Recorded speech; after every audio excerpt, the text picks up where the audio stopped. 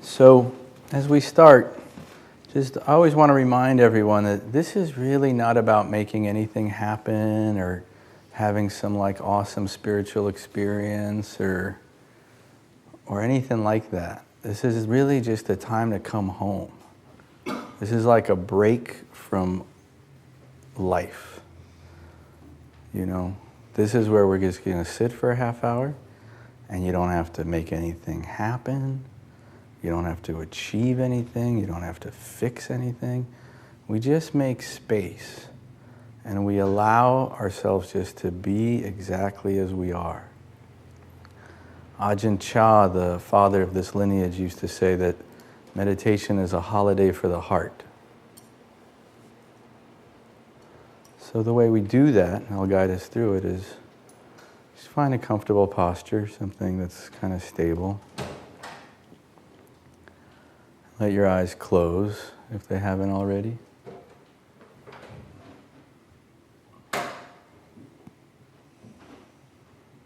And just start by bringing your awareness to your body.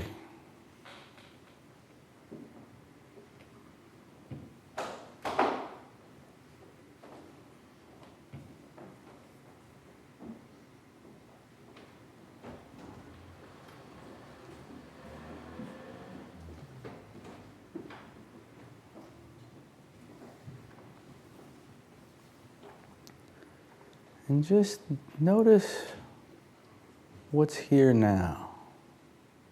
Like, what sensations are you aware of? You know, anything. Like, I often like to start with the sensations of the contact points, like between the body and the chair or the floor.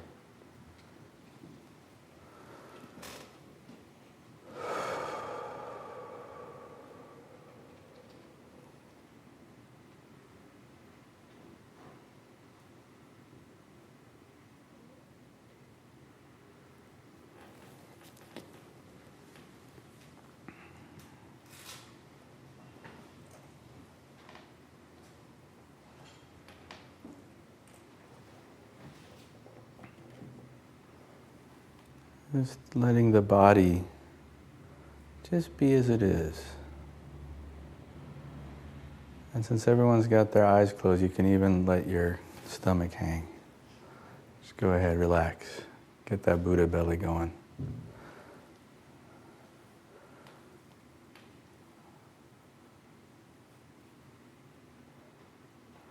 And again, just notice how it feels. Like, does your body feel heavy or light or tight, relaxed, anxious? Whatever it may be, there's absolutely no right or wrong. You know, this evaluating and kind of judging how we feel is the big distraction. This is just how it is right now. And we're not arguing with reality right now. We're just bowing to reality as it is.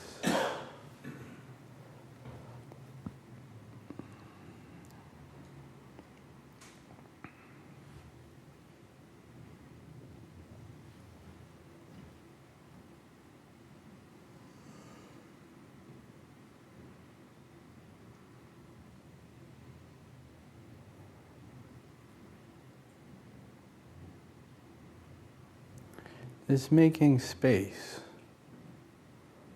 So whatever's happening has some room.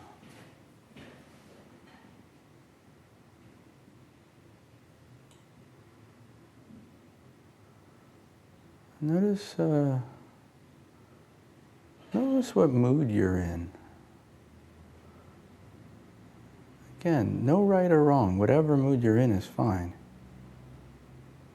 But just, we want to know. We want to be aware of how we are. So maybe you feel horrible, and that's totally okay. Maybe you feel wonderful. Just as good.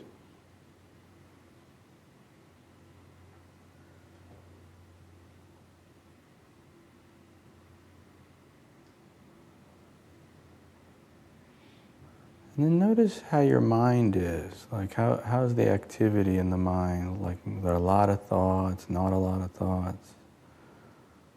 Are you somewhere else? Are you,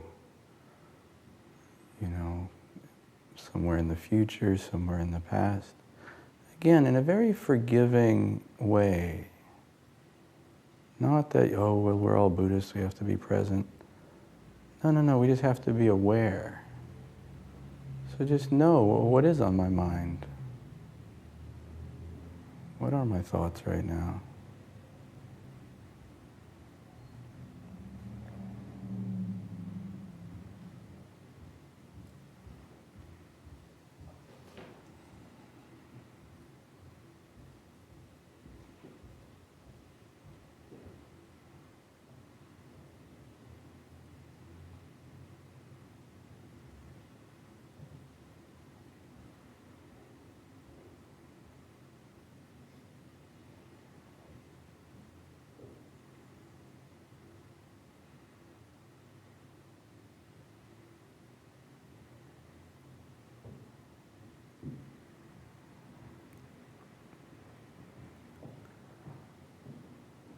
And so there's some thoughts, there's some emotions, there's some sensations, there's some sounds happening.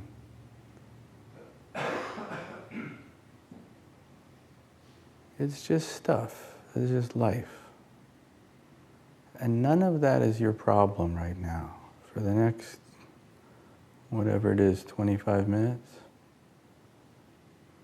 you don't have to do anything about any of that. You're off the hook.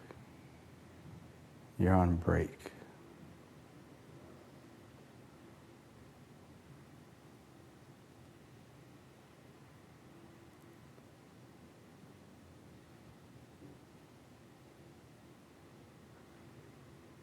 And in the middle of all that, you may have also noticed that your body's breathing.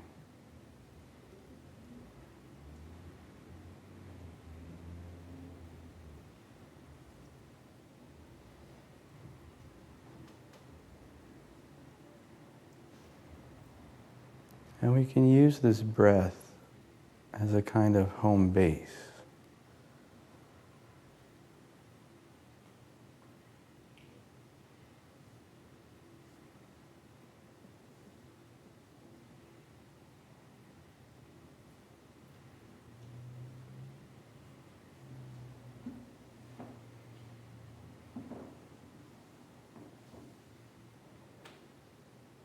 A kind of raft.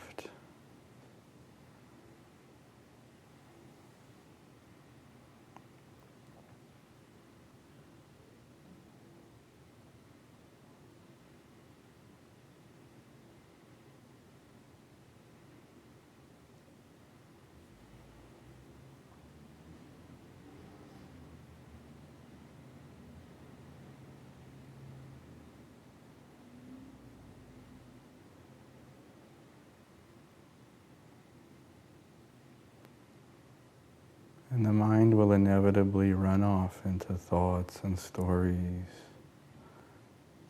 This is not something to judge. This is actually something to have compassion for.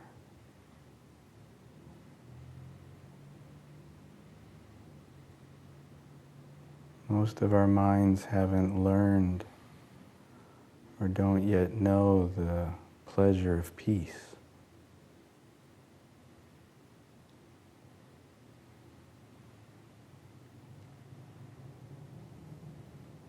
And just so when you notice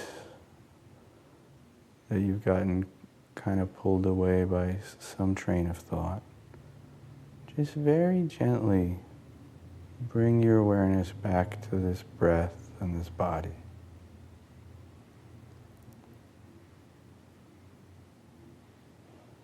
But in a very gentle way.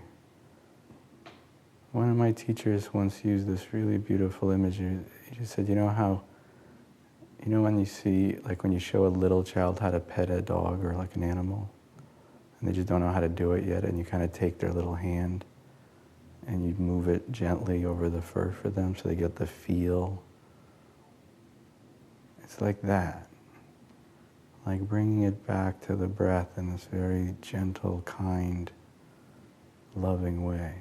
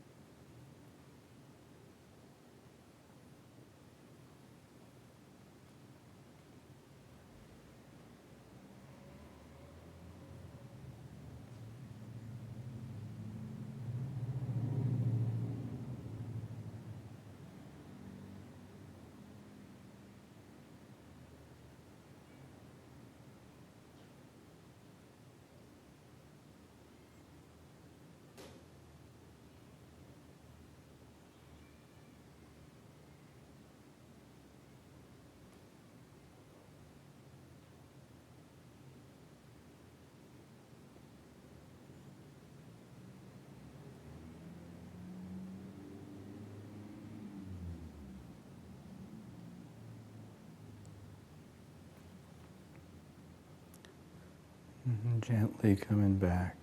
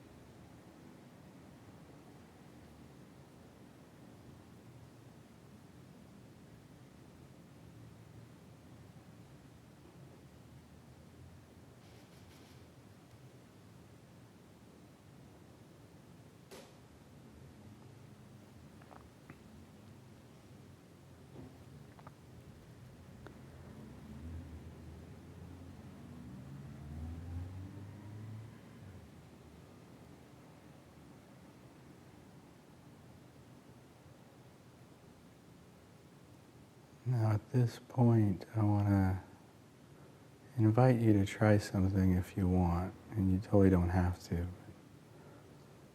But one thing you can do is as you settled and as you're sensing your body and your breath, you can actually tune into some part of your experience that's pleasant. Like actually kind of scan your experience, and I don't mean ecstatic, but like just for me right now, the way this chair is, like the way the back of the chair is supporting my back, this feels kind of nice. So see if in your experience there's some pleasant sensation happening, even if it's quite subtle.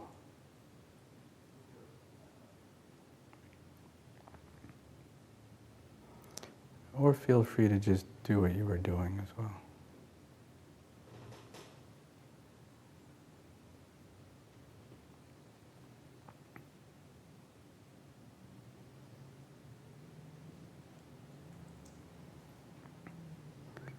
And if you're doing that, really see if you can bring your awareness to the pleasantness itself.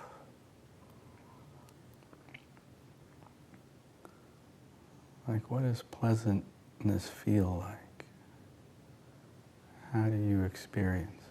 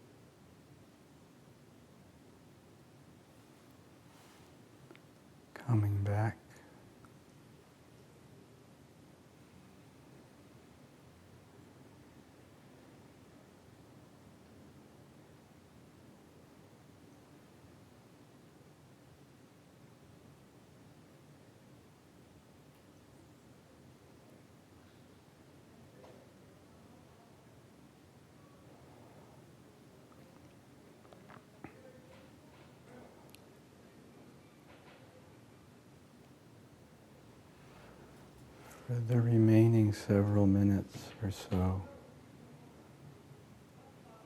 see if you can really not buy into whatever thoughts are coming up. Because the thoughts, they arise and they're kind of like, hey, you better think about this. And see if for just these 4 or 5 minutes, you can say, no, thank you. Like, I'll be with you in 5 minutes from now. But these 5 minutes are mine.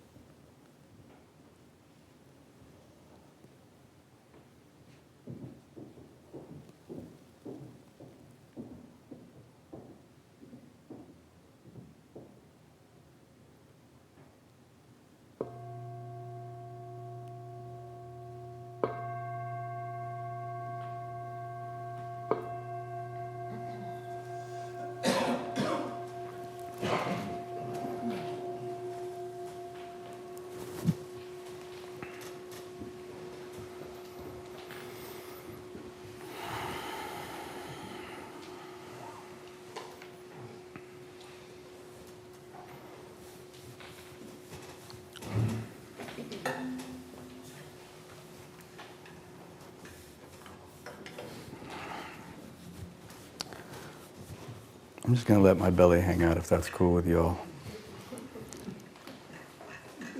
It's liked it so much, I was like, really? I got to pull it back in? I feel I can trust you now that we've meditated together.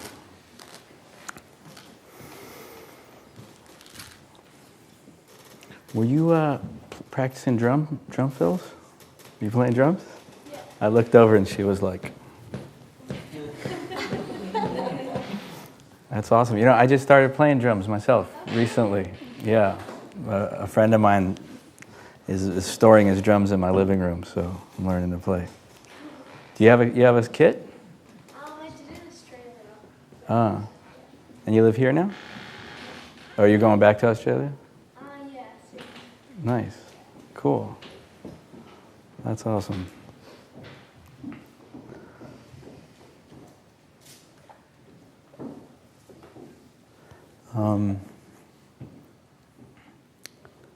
So how was that? Any questions about that experience? Anybody questions or comments? Yeah. Yeah, I was hoping that you can maybe talk a little bit about emotion as pain in the body, specifically like back, upper back. So you're feeling pain in your upper back, and it feels like a manifestation of an emotion. Yeah. What is it, anger? Yeah. It is anger, right? Yeah. I knew that just because, emotions manifest as different experiences in the body, and the upper back is anger. Which makes sense, because that's, if you're angry from like a physiological perspective, right? That's your system getting ready to fight, right? You're angry, so it's like there's a threat, I'm going to fight. And so these are the muscles that would activate, like all of this. And this is where a lot of that energy is, right?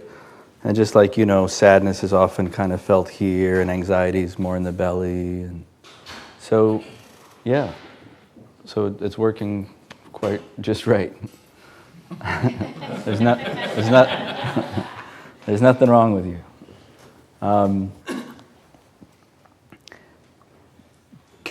What happens if you just try to let yourself experience that anger? There's definitely some relief. There are waves of certain sensations, and I go, okay, I can deal with this right now. And then they get a little bit overwhelming, and then those pass, and they kind of alternate. But what I realize is that it actually switches. So if I start to accept what's happening here, something else comes up. It's like, hey, pay attention to me, And then can you just switch? Yeah, but I don't really like the switching, because I like to think that's maybe distraction from what's going on. And I really want to find relief in one area, and alternating is a bit confusing. Yeah. One thing is that looking for relief is like you're almost guaranteed to not find relief. Because when we look for things, see, this whole thing kind of boils down to, it kind of boils down to this phenomenon of the way we as human beings are so often at odds with our own experience. Right? I mean, this is like the human condition. There's something going on, and then there's something else in here that's like, that's wrong. Either I don't like it because of how it feels, or judgment about it, like, I shouldn't be feeling that. And it's quite a predicament that we find ourselves in. I think about this stuff sometimes. I have this like ongoing theme in my head where I sometimes I imagine that I'm talking to this like alien anthropologist who's come down to study humans. And he or she or it is incredibly baffled by what it's seeing. And then it's like my job to try to explain what's going on. And one of the big questions this alien anthropologist has is they're incredibly puzzled by this conflict we have with ourselves. So they'll, it's like, oh, okay, so this is going on, okay. And then they're like, oh, and now some other part of you thinks that's wrong, but aren't you the same being that's feeling that thing in the first place? And I was like, right, so this being can have an experience and yet generate a whole other thing that hates that, right? And then you can get into all this psychological work and learn that it's not cool to hate yourself, so then you could judge that. So now, right? And then you've got judgment about the hatred, about the thing you were feeling in the first place. And that's the thing that we're all suffering from. It's literally that. I know we all think we're suffering because of the various things that are happening to us, but we're not. We're suffering because of the conflict we have with what's happening. You just take that in for a second. Yeah, it's deep. It's kind of a deep thing if you really think about it. Yeah, it's blatant. I mean, it's everywhere. This inherent rejection of whatever is happening, and this belief that something better needs to be happening. And not only that, but I have to find that thing. I have to make it happen. So here's your poor body, right? This being that you are. That you just are. I mean, this is already happening. And you're angry about some things, and you got some other sensations, right? And this is just what's happening. And then there's this dude who's got opinions about that. And he's like, yeah, I don't like that, and I don't like that. I don't want to switch. I want to stay with this thing. And, and the war that creates is painful. And furthermore, it actually begets the very struggling. A lot of the stress you feel, like when you tune into your body, and the stress you feel is often the very stress of that battle. You see what I mean? That battle is the thing that's creating that tension.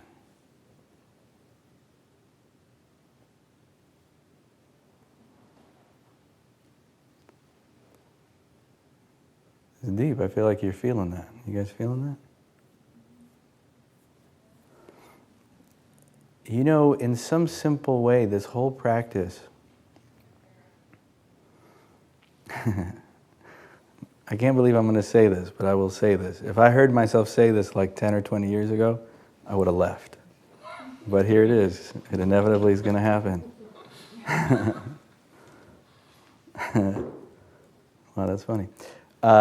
This is really about loving yourself. It really is. I'm sorry. Yeah. But let me explain that, because I heard that for years and I totally misunderstood it. And I actually don't even know when people say it if they understand what they're saying or not. So I always heard that. But what I realize is that the way most people say that, when I hear people talk about man, you really got to love yourself, and because you're awesome. That's not loving yourself. That's liking yourself. And I want to make this very important distinction between liking yourself and loving yourself. So the stuff about, where your friends will tell you that you're awesome and you're the greatest and, all those things, you probably are. I'm not arguing that at all. But that's conditional. That's about liking yourself. That's saying I do these things, or I am these ways, I have these characteristics, so I like myself. Or oh, I hate, there are these things I don't like, right? But that's about this game of liking and not liking. That's about approval and disapproval. That's judgment. That's conditional, right? And maybe that has its place. But what I'm actually talking about is something else, which is loving yourself. Loving yourself is something very different. Loving yourself is actually being with yourself.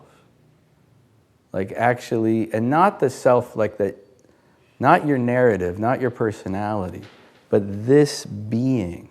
So when we sit, like even now, if you just let yourself feel it, you feel how you can just sense this body, you just kind of, and it's even more than just the body, but there's a somatic kind of energetic texture, kind of just feel.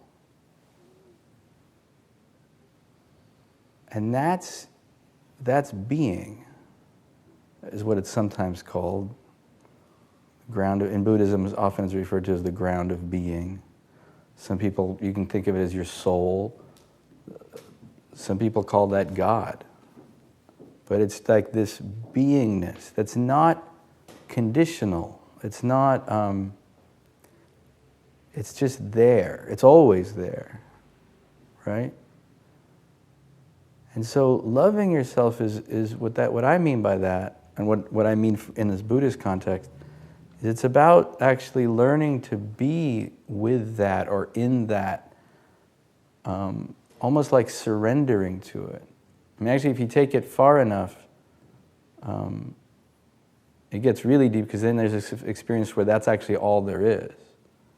And this person you thought you were was just this, this movie you were watching. So, but it takes practice, and why this kind of loving, kind, compassionate energy is so important is that, we're trying to be present. But if there's a bunch of stuff in here that I hate and that I'm at odds with, well, I can't really be present, right? Because I'm busy fighting it. And then there's like thoughts, and then we get distracted, right? Then there's some thought that comes like, oh, what about that thing? And now I got to go and think about that for a while. And that's almost like, it's funny, you know how I experienced that moment? You're sitting there and you're like, ah. And you're like, oh, but what about that thing? And it's almost like, have you guys ever had your partner get mad at you because you grabbed the phone? I know we've all been there, right? Like, you're with your partner, or even your friends, and then like you're getting texts and whatever, right? And then at some point someone's like, would you put the fucking phone down? Come on, this isn't just me. I know I'm not alone in this. Everyone's looking at me like, I don't know what you're talking about. You guys have heard of phones, right? Cell phones? So it's sort of like that within yourself. It's like you're sitting there, and then there's some thought, and it's like you're getting a text. It's like the mind's like, oh, but what about that thing? It's so important.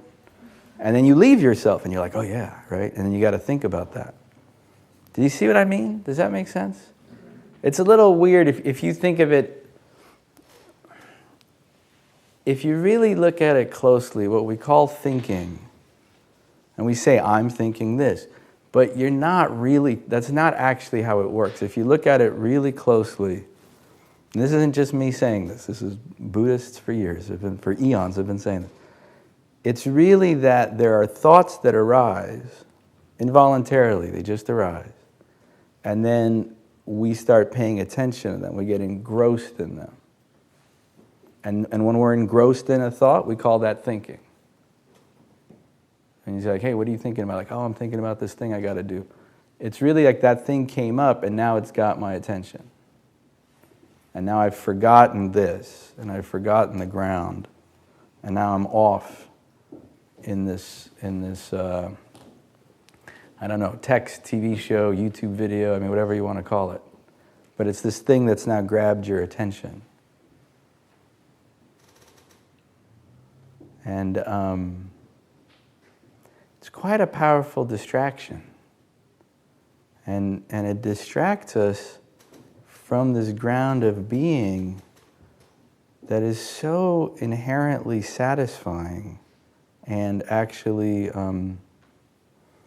healing and soothing, and like most of everything you're looking for is right there. Does that make sense? Any questions about that? Does anyone want to argue about that? Anybody? No? All right. Great. I have a question about that. Yeah, please. As a I've heard once before, like you were talking about, maybe it was you last week, about watching a river pass and then things just float by and you're like, okay, now I'm not watching the river pass, I'm seeing that thing float by, like you were just saying. Something like this. So I've also heard that love is a verb like struggle, and how that concept might relate to what you were just saying about loving yourself. And the juxtaposition of just thoughts arising and getting in the way and wanting to struggle to love yourself, but then that being a distraction to doing just that. Yeah, so I like that thing with the river. I don't think I'm the one who said that, but I'll say it from now on. I like it. It was the guy that bought your shirt. Vinny. I wonder where he got that. I'll have to ask him. But that's a great way of putting it. I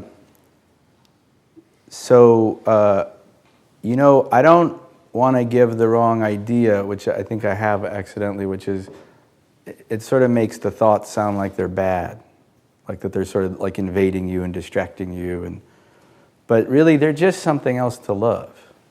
We have them, they're there. The mind just churns out thoughts. It actually never stops.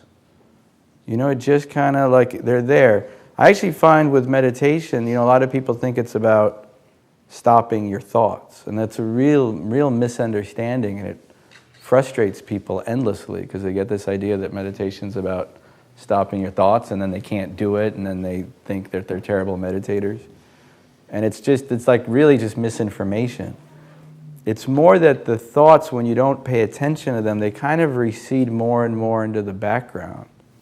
But if you ever look, there's something like kind of rumbling back there. It's just that you can get so focused on the present, like on the breath and the body, that they just get really distant. Like the analogy I use a lot is like when the TV's on, but you're not watching it. Like you can hear it, it's in the other room, but you're not. It's there, but you're not paying any attention to it. But they're not bad. I didn't mean to make the analogy, give the idea that it's somehow a bad thing that we need to be against. So I didn't think that. No, I was just wondering if there was another level of taking it, like loving yourself without like fighting the act of trying to do that, trying to figure out how to let go of the things that you're struggling against without. While at the same time sort of being aware of what's taking place. Maybe I've lost the yeah, I'm not sure I'm not sure I'm understanding. So what I'm saying is that, what do you mean by struggling? You said, how do you experience this struggle? It's really more of a question to extrapolate further, not like a contradiction in something that you said. So I didn't understand what you said. Just sort of the concept in itself of accepting yourself and accepting that feeling of being that God, that vibration. Sure. While at the same time trying to sort of be an empty vessel. Yeah. Well, so maybe one way is that you don't need to try to be an empty vessel. See, this is the moment we set ourselves up with some ideal. Like I need to be an empty vessel, which sounds really good, but that's now saying, okay, so the way I am is somehow wrong. I wouldn't go out there either because the river's not empty; it just happens to be what's floating by. So perhaps you've taken it as far as it really is meant to go in the first place. Maybe I don't know. I mean, I'd like to. I did understand what you Yeah. said. It just sort of coincided with that other concept in my own head. See, the love aspect, like the Buddha talked a lot about loving kindness, and the love thing, what it does that's so important is it calms the whole system. It's very soothing, whereas the fighting is very agitating, and it makes really settling and meditating kind of impossible because you're actually very busy. and even physiologically, you're in a kind of activation, right? It's a kind of sympathetic response where your system's actually, your physiological system is actually gearing for a struggle, like it's in a struggle mode. And so the love and that kind of compassion, kindness, these Buddhist words we use a lot. Love, compassion, kindness, all these things, holding. That disarms the system. It's very soothing. And, a calm mind is by definition concentrated. By definition, what? Concentrated. See, we often miss it. We kind of try to concentrate. And I've heard some Buddhist scholars say that they don't think that's actually a great translation just because sati, which is mindfulness in Pali, sometimes it's translated as recollection or other words, but concentration, I don't know, I think in our language it evokes this kind of like, I got to concentrate on this math test or something. Like, it kind of has this effortful vibe to it. And we don't actually mean that. There's a way that, it's a kind of concentration where you're calm and you're settled, and so you're just not distracted. Because you're just here. And that calmness is itself a type of concentration, as opposed to like a mind that's darting around. And it's darting around because it's looking for something. I mean, that's the thing, everything in you is good in the sense that everything in you is just trying to take care of you. Like even the most unskillful thoughts, that's just your mind doing the best it can. Like that's what it got taught. It picked that up somewhere. Also another thing is that, a lot of times what's going on is in the body. And it's in the limbic system. It's like the emotional and physiological system. But all the mind can do is think. That's what it does. So it's trying to help, and it's like, well, here's what I got for you. I can offer you more thoughts. Because that's what I do. I got thoughts. You want more? And it's like, it's like, hey, thanks. It's just the wrong thing, You know what I mean? It's like, I don't know, you're hungry and your friend's a painter and he keeps painting you paintings. And you're like, thanks, bro. I mean, these are great. But I'm hungry. Like, it's just, and then he paints you some food or something, And you're like, oh, I need a sandwich. So that's the thing, when we bring our awareness to the body and just stay with that and not get pulled away, when we learn to not get pulled away, what happens is then whatever's happening in the body now will actually gradually will discharge of its own accord. You don't actually need to make it happen.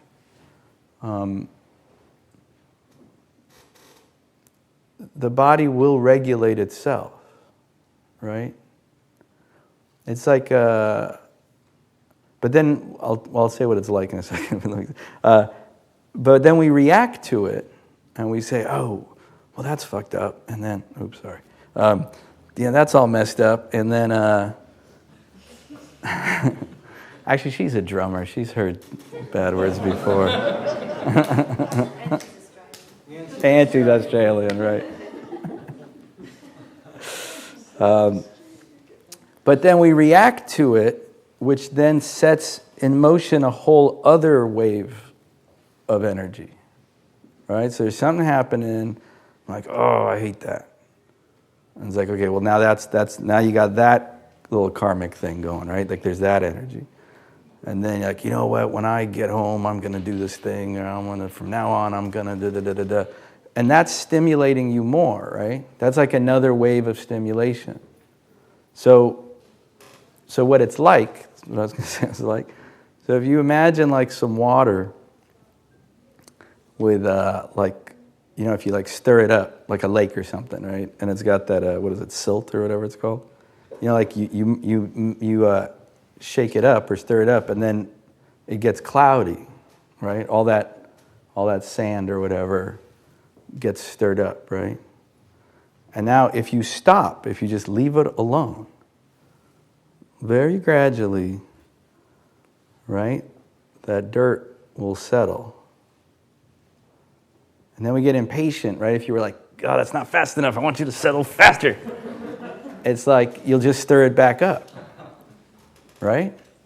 So it's the same thing here. It's so counterintuitive, but when you're meditating, it's like the most productive thing you can do is nothing. Just leave it alone. Right? Like if we had some water and we're like, wow, it's pretty murky. It's like, just leave it alone. And just let the sand fall in its own time. So you try to, it's like this practice of being with your experience without adding anything to it. And then if you catch yourself, you're like, oh, I hate that. Oh, I did it. Okay. Then don't add anything to that. You know, because then you're like, oh, he said don't do that and I did it. Oh, I did it again. And it's like, no, just stop, wherever. Like whatever the last thing was, just leave it. Right? There's like, you can't, like if you're doing that with the water, there's no take backs. It's like, that's it, just stop. Just leave the water alone and let it settle. And that takes a kind of love, is what I'm saying. Is that to have that kind of like, that kind of spacious, patient relationship or that kind of orientation, it really takes a certain kind of love. And for me, I mean, this is just personal to me, and I don't know how many people relate to this, but when I drop in that, I really think of my grandmother. Like of all the people, like I definitely don't think of. I just realized this thing was being taped. And my mom might just see it someday. Love you, Mom. But I think of my grandmother. I don't think of my parents usually. I don't think of a lot of other people. But for me, and I don't know how many people had this, but my grandmother, it was I just had that feeling. She had that spacious grandmotherly vibe where she just loves you. Right? She's not trying to get you to do anything. She's not trying to fix anything. It's just that real spacious kind of love. You guys know that feeling? Like whether it's literally your grandmother. I mean, I think it's a kind of archetype, isn't it? I mean, even whether your own personal grandmother was like that or not. But it's a really beautiful vibe. Like it's that grandmotherly love is really special. There's that feeling like they don't want anything from you, really. It's just they're just holding that space, you know? And that's what kind of comes up for me when I drop into that. And if you have that, if you have a reference to that in your life like that, like your grandmother or whatever, it's actually quite skillful to conjure that up. Like whatever reference you have for that kind of feeling. Because, you know, we're sort of taught feelings in a way. We're taught like, you know, we think of teaching as information, like you go to school and they teach you a bunch of stuff. But we really learn, I'm thinking I was struggling for a good word, but like the vibe, you know? Like we get taught and we pass on like a certain kind of mood, a certain kind of vibe, right? And so if you have any reference to that, it's quite helpful to recollect that.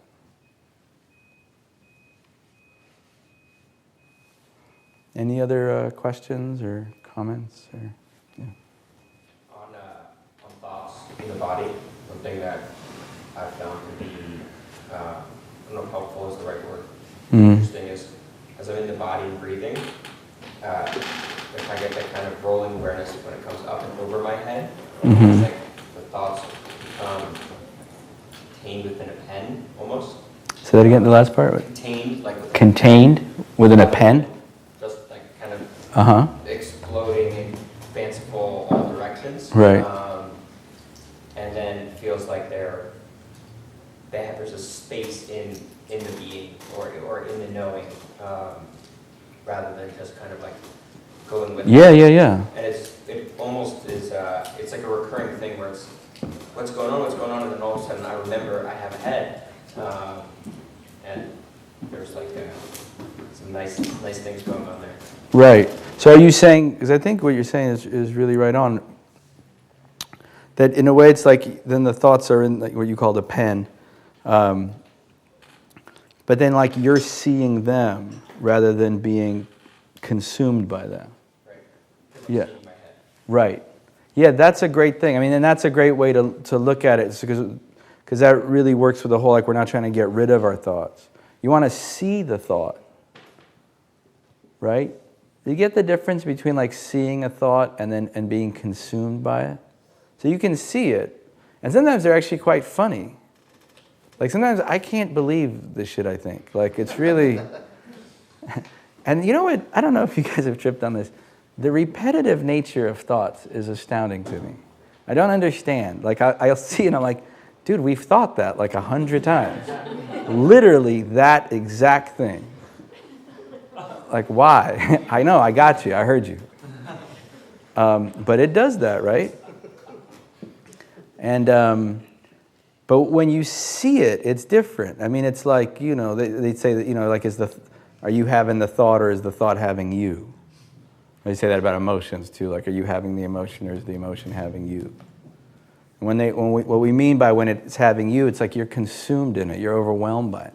There is no longer a me, like an observer entity who is having the experience. It's like, no, I'm just in it. Usually we don't even realize it's happened till after. We like kind of look back and go, oh shit, I was really caught in that. But when you're in it, I mean, that's kind of the thing. When you're caught, you kind of don't realize you're caught. Once you know you're caught, you're already actually quite free, right? The moment you're like, oh yeah, check that out, I'm totally stuck. It's like when I have you, you know, in the beginning I had you look at your mind as far as like the mental activity. And once you see it, and you're like, oh yeah, I'm thinking a lot about, you know, what I'm going to do after the meditation. Now you're actually present seeing that mental activity. You see what I mean? Like you're actually seeing it from the present moment. You're in the present, and in the present there's some thoughts happening. And then you're like, great, some thoughts happening, some sensations, sounds, whatever.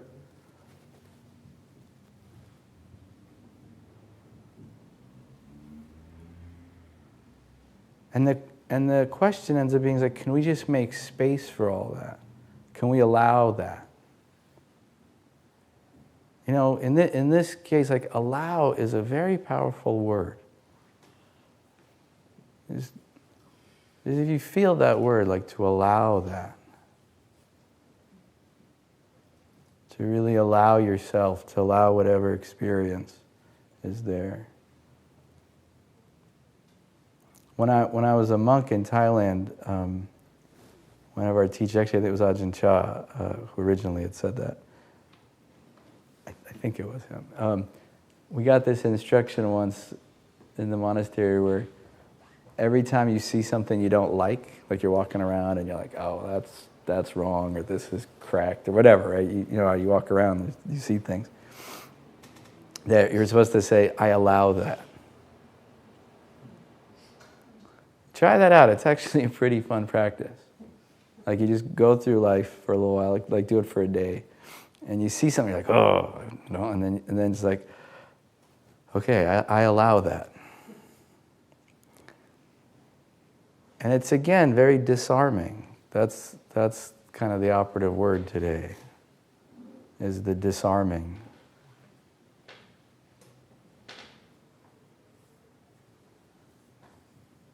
The conflict we have with everything is so consuming, isn't it?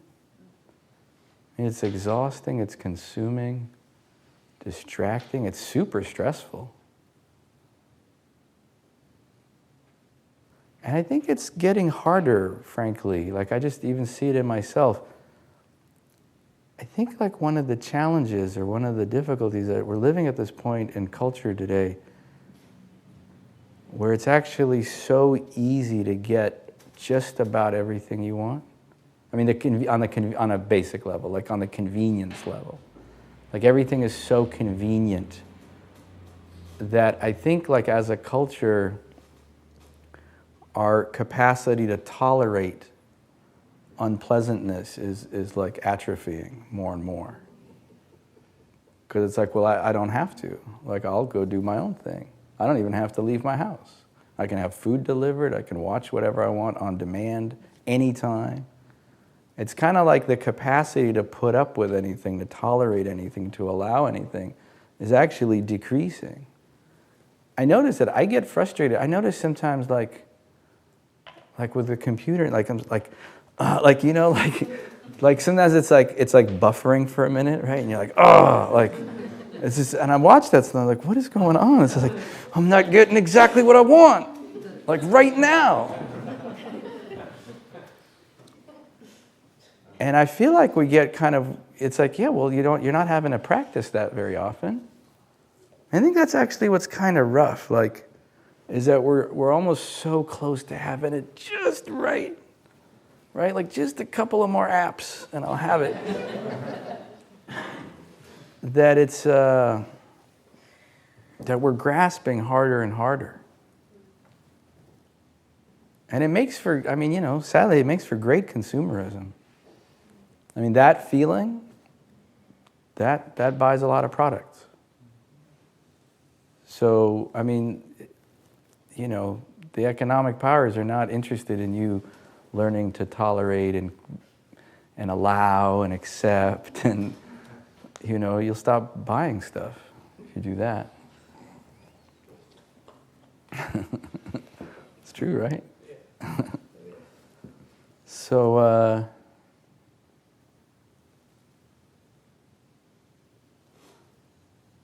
yeah, just let yourself feel this moment.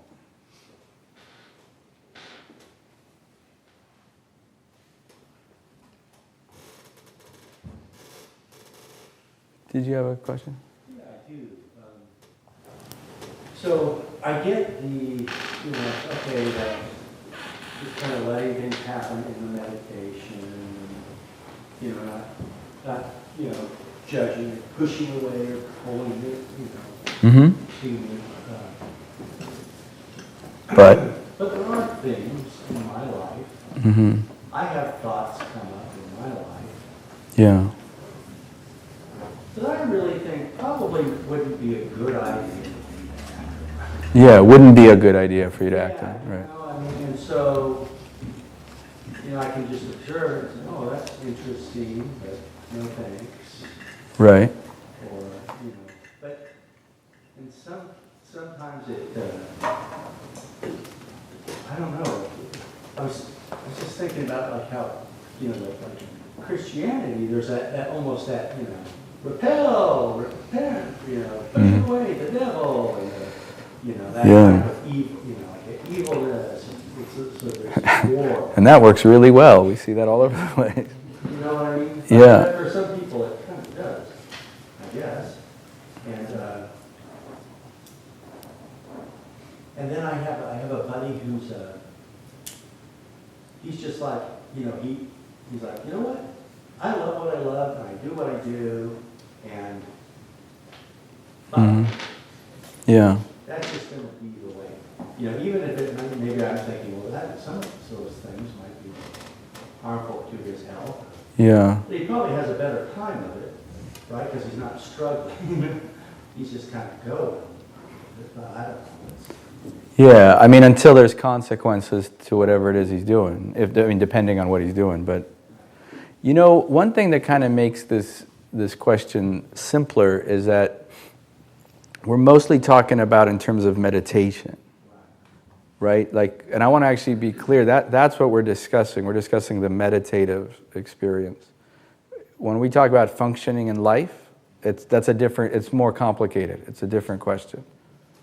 Because, there's plenty of thoughts which are great. You have a thought like, hey, I should go to meditation, and then you do, and then, there's all kinds of stuff. We're talking about within this time that we're meditating, how to be with all of that. And now if you cultivate that for a while, it will transfer over into your daily life. And when you get to your daily life, it's more complicated. We have like precepts. There are some rules about kind of what actions support this and what actions don't, what actions get in the way. But during meditation, that's what's nice, is you can just have a thought, but you're, like you said, you're not acting on it. It's just a thought. And actually, when you keep these things, like I always like to say, I like to have all this stuff out front where I can see it. Because it's the thoughts or the feelings or whatever the emotions that are like in the background, in the kind of the unconsciousness, that will propel us to do harmful things, or to, do unskillful things, or to kind of act out.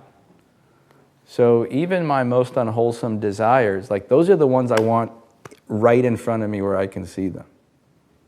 Because then they don't take over. Because I'm like, oh yeah, there it is. Like, oh yeah, no, I want that, yeah. But like I'm free to not act on it because I'm so conscious of it. You see what I mean? Yeah. Do you have a question? I was just wondering if there's, in meditation, such a thing as like kind of choosing something to meditate on in particular, like kind of training your thoughts. Oh yeah, sure. Something specific. Yeah, very much. Well, there's the breath, for starters. Well, it's more I'm thinking about. Like contemplation, sort Yeah, of? like contemplating a thought. Like I saw something really cool the other day. Yeah. And I just have this like feeling that I just want to sit with it. Like, Yeah. Yeah. sort of focus my thoughts on that concept. Yes. Is that something that is done in meditation? There is a way to do that. And I got to end right now, but we can talk about that since we're going to hang out anyways. And I'm teaching next week, and maybe we'll talk about that. But there is a way to do that. It's not like in the forefront, but we even do that like with metta practice and like there's all these like loving kindness practices, and those are like that. They're like you're sort of using certain techniques to kind of intentionally kind of dwell in a certain space. Even like what I was saying about the grandmother thing. Like it's that kind of thing, right? Like you can actually kind of contemplate and bring up intentionally something of your choosing, if you think it's skillful, and then be with that. And I'll just say this real quick. At its core, the way to do any of that kind of stuff is very much stay in the body. So if you're even going to like say, well, no, I want to reflect on something, the more you can just stay in the somatic experience of the body, the more present and fruitful it'll be. The danger, it's kind of a more advanced thing to do that, because usually for most people, especially in the beginning, if you start thinking about it, you're gonna disappear. You know? The trick is staying with it. Yeah, and if you can keep bringing it back to the feeling, the somatic means in the body, the somatic aspect of it. So it's like I was saying about the grandmother thing. It's like, well, I'll think about my grandmother, but I mostly stay with how it feels in my body when I think about her. As opposed to like, oh, and it was cool that one time, and now that I think about that, like there was that other time, and then come to think about that one time, she wasn't so cool, and then like, you know what I mean? And now we're off, and like, well, what about that other grandmother? And the other thing, and then, hey, well, what about grandmothers today? And you know what I mean? And then like, and then off it goes, right? And so that's the danger of it. Like that's what you have to watch out for. But by bringing it back to the body, you stay here. Anyways, we got to end on this. Brett, you got some announcements? Yeah. Great. You want this thing? Sure. You use it. Okay. Hi, everybody. I'm Brett. I'm the new manager, for anybody who doesn't know me yet. We have a half day coming up on the 3rd, taught by Vinny. We have another half day on the 17th, taught by Matthew. And we have on the 21st, on Sunday, a hike that someone is organizing. Someone named Segal, who I have not met yet, but Perhaps she's here, perhaps not. Anyway, it's on the newsletter, or you can come talk to me about it. I can give you the details about it. And that's all I have. Thank you. Oh, and one last thing is that also, this whole center is run on Dana, which is the word for generosity. So the money, it goes center, and it's been here for, a year and a half now? More than a year and a half? And entirely on your generosity as a community. So I want to thank you for that very much. And just say that I personally really appreciate it too. It's very humbling. And I personally had doubt. I remember when we first opened the center, I was like, are we really going to, because it's got a budget and San Francisco rents are insane. And I was like, I don't know. I mean, is the community really going to support this? And Noah he was like, yeah, man, it will. Like, you'll see. And I had doubt. And I was really humbled to be proven wrong. He was right, and the community's really stepped up. So I just want to say thank you very much for that. We appreciate your support. So lastly, we just do this little thing called dedication of merit. So bring your awareness back to your body.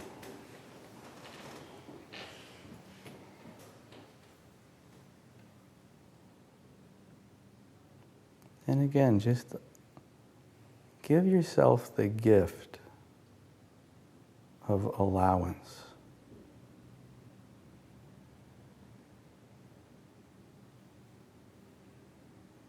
Give yourself this act of love and care, of just not fighting with yourself. Whatever's there, it's okay.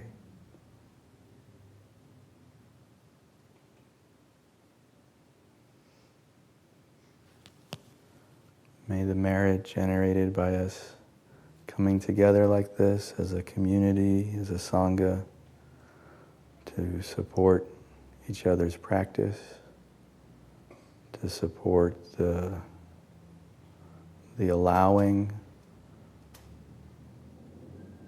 of our experience exactly as it is.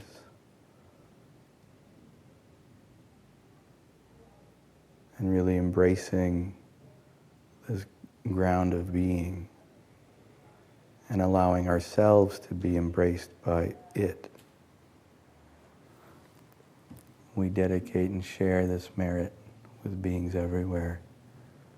May we all be free.